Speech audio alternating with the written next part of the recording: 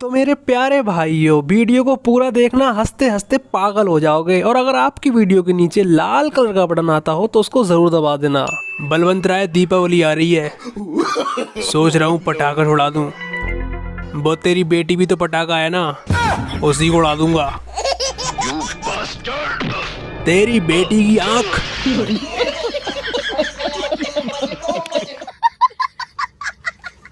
दिवाली आ रही है साहब, मुझे पटाखा चाहिए।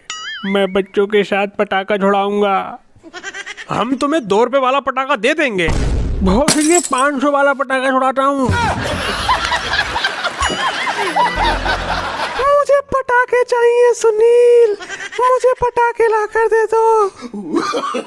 शाली पटाखा होके भी पटाखा जलाएगी।